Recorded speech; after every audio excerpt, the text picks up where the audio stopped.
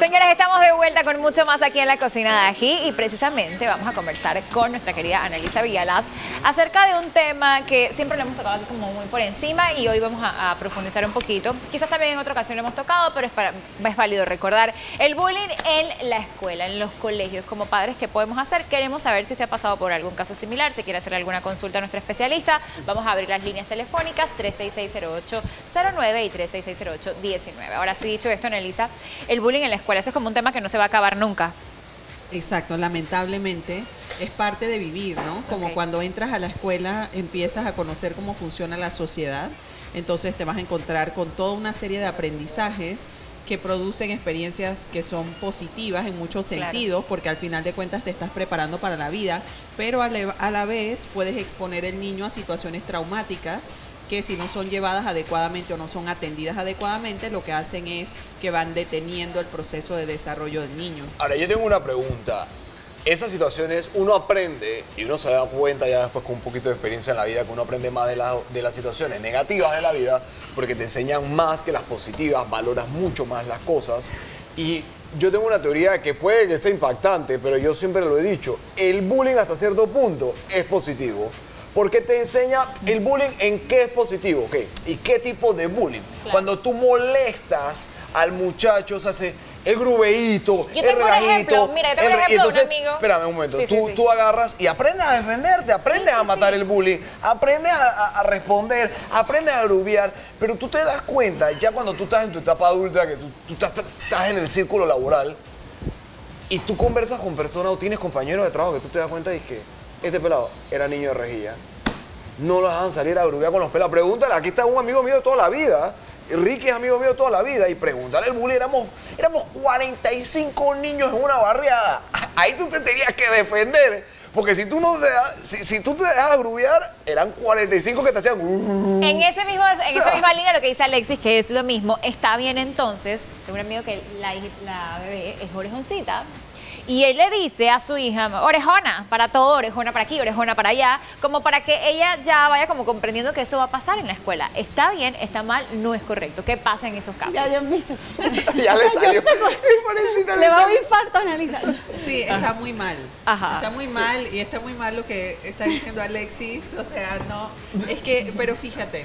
El hecho de que nosotros hayamos crecido de esa manera no significa que las siguientes generaciones tengan que crecer exactamente igual.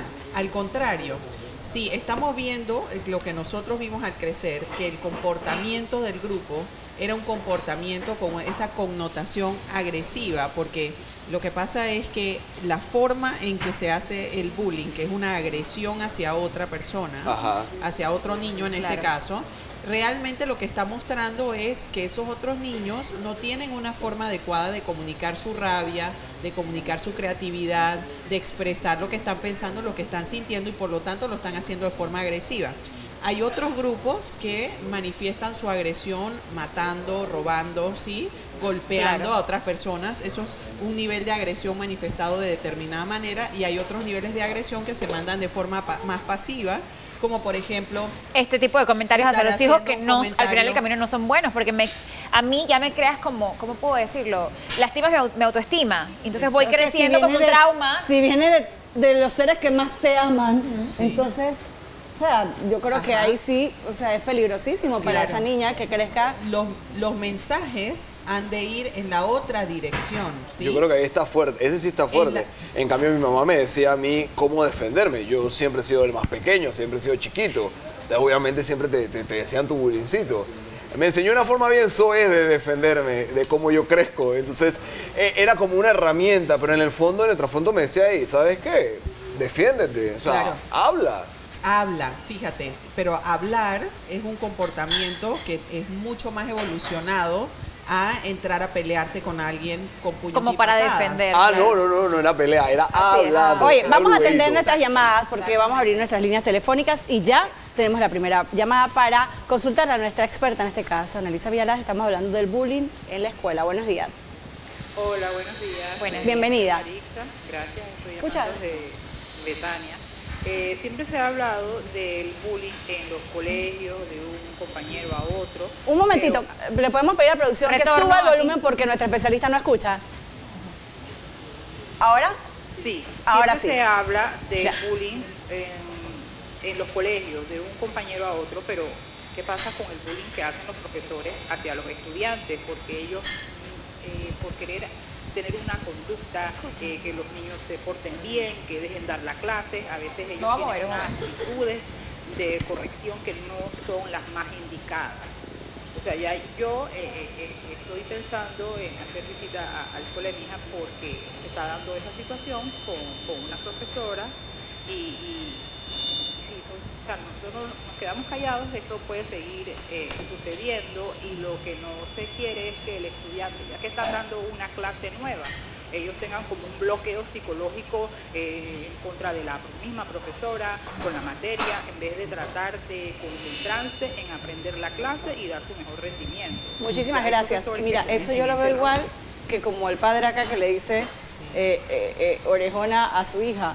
O sea, la persona que te tiene que educar y que tiene que estar en contra de cualquier tipo de bullying dentro del aula de clase es la que está propiciando el bullying. Sí, lo que pasa es que muchas veces todos hacemos cosas de ese tipo, no nos damos cuenta que estamos haciendo algo que está agrediendo a la otra persona indirectamente o pasivamente, como eso que la señora está exponiendo.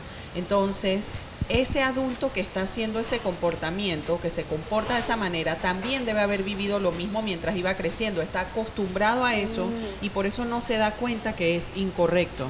Entonces, lo que es importante hacer es tener una conversación con ese adulto, que la escuela efectivamente vaya a una reunión, pida una reunión, exponga lo que está viendo, exponga este otro punto de vista y lo más importante es no quedarse callado. Fíjate lo que hace un momento Alexis estaba diciendo eso, ¿no? Mi mamá me enseñó a que tenía que hablar y a no quedarme callado. Claro. Y eso es justamente el comportamiento más importante que aprende una persona que está dentro de una situación donde le están agrediendo.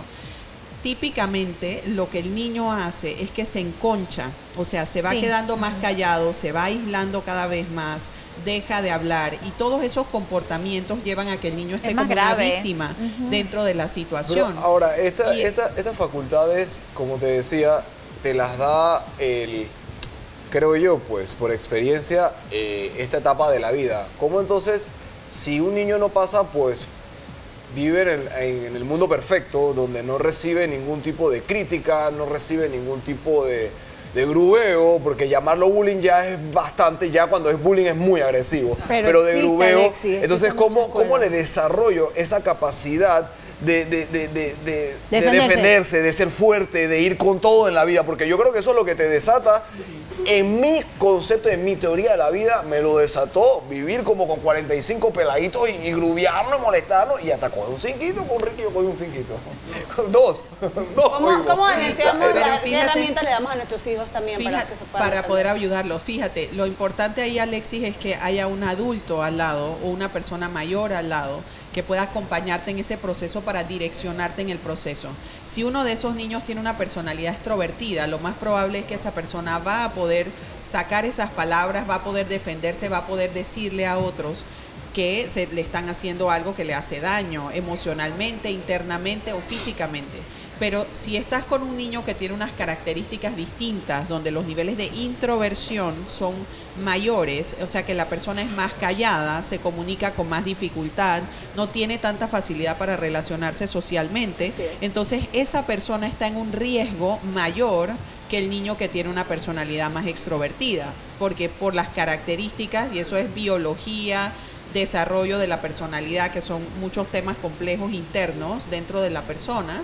Entonces resulta ser que tienes a un grupo de niños que está expuesto a un riesgo del cual no se pueden defender porque no tienen las herramientas o porque no tienen la edad para hacerlo todavía. O sabes Entonces, también que si está en este grupo y si la dirección es, no, si te agreden tú responde, golpéale, también te vas formando como una persona de cierta forma con el paso de los años en una persona agresiva que no sabe cómo reaccionar cuando tenga un tipo de inconveniente de esta magnitud. Pero bueno, tenemos, Annalisa, otra llamada, otro televidente que te quiere hacer una consulta, así que vamos a recibir la llamada. Buen día, ¿desde dónde nos habla? Ya desde Parque Lefebvre. Excelente. Miren, me encanta su programa. La verdad es que ayudan mucho en el vivir cotidiano de las personas en nuestro país con sus temas tan interesantes. Me preocupa como abuela ver casos de niños que por ser les llaman gay, les llaman vulgarmente cuequitos en las escuelas, le dicen de todo. Y esos niños pasan por traumas severos. Entonces esos niños son muy callados. Mire, hasta suicidio han habido en esos casos de esos jóvenes en las escuelas por el bullying. Entonces es preocupante que las escuelas, sabiendo que el bullying está tan avanzado en el mundo ya, deberían de tener psicólogos, personas preparadas para ayudar a estos jóvenes. Muchachas que agarran a otras y las agreden por ser gordas, por ser feas, por ser cualquier, que le busquen cualquier por cualquier etiqueta que le quieran pues, poner a la sí. sociedad. A mí también me preocupa muchísimo como mamá y me preocupan ambas posiciones. Me preocupa que le hagan bullying a mi hijo y también me preocupa que mi hijo haga bullying. O sea, yo creo que los padres deberemos, ¿sabes?, hablar un poco de esto. Yo trato como mamá de decirle explicarle a mi hijo que todos somos diferentes. Gracias a Dios él está en una escuela que es inclusiva. Entonces, y le explico de que todos somos diferentes y que todos tenemos sentimientos. Porque no le voy a decir que es bullying, no va a entender, tiene 7 años todavía. No. Bullying per se, la palabra no creo que entienda. Pero sí le digo que los demás tienen sentimientos y que uno no hace lo que no le gustaría que te hicieran a ti. Exacto. Y miren lo que está comentando la señora, qué interesante.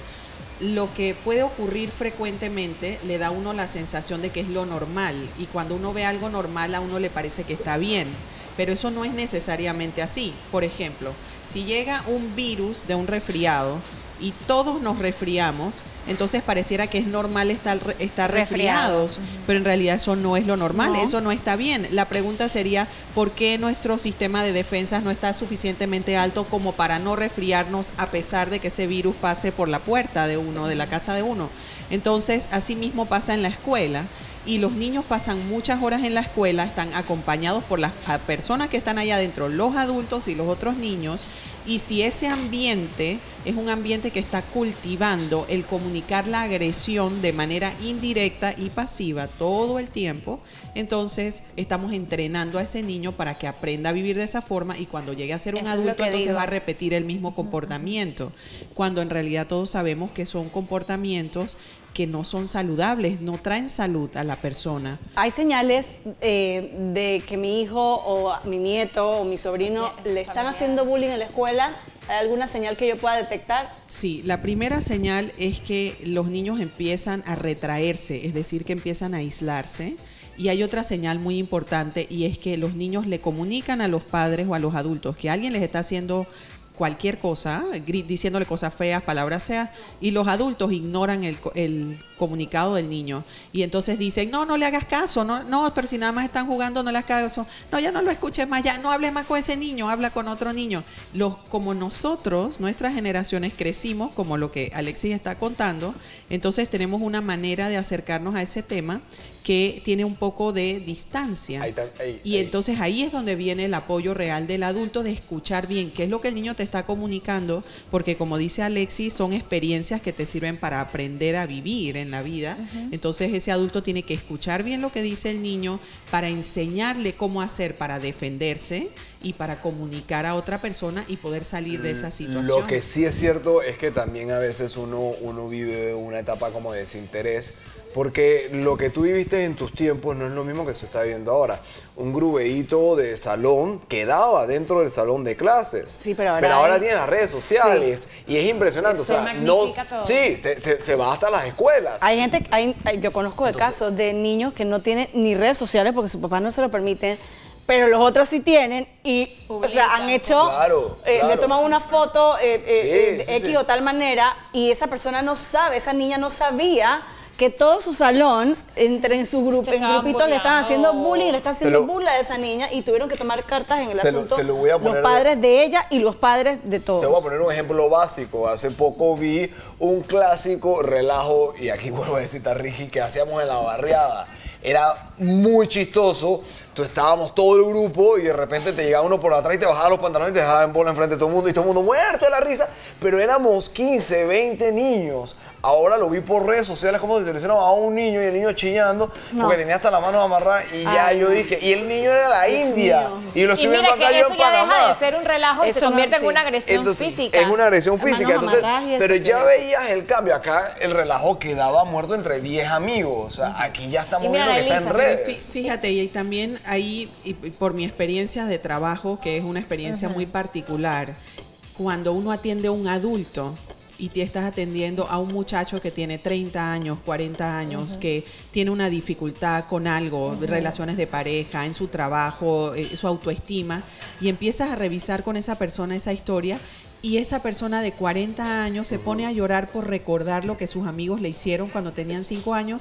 Entonces tu perspectiva cambia completamente con respecto a ese tipo de situaciones. O sea, ya deja de ser algo como un relajo que no le pasa nada a nadie, porque entonces resulta ser que hay un grupo de gente a las que sí les pasa algo, que les marca para la vida, que les afecta. Es lo mismo que cuando un maestro o un padre de familia ridiculiza a un niño enfrente de otras personas. Sí. Eso marca a la persona y la persona tiene 100 años, 50 años Sí, y se acuerda. se acuerda. Me acuerdo la maestra fulanita tal, me acuerdo cuando mi mamá me dijo enfrente de todo el mundo que tal cosa. La realidad es que eso es algo que marca, pero además marca de forma dolorosa. No es un recuerdo bonito, no es un recuerdo de que qué maravilloso que ocurrió tal y Exacto. tal cosa. Entonces, ahí hay que tener esa conciencia despierta para no estar cometiendo ese tipo de errores. Y también a los padres, o sea, siempre tratar de buscar las herramientas al final del camino, porque como bien lo dice Erika, que uno no quiere que su hijo sufra de bullying y tampoco quiere que él le haga bullying a otras personas. Son casos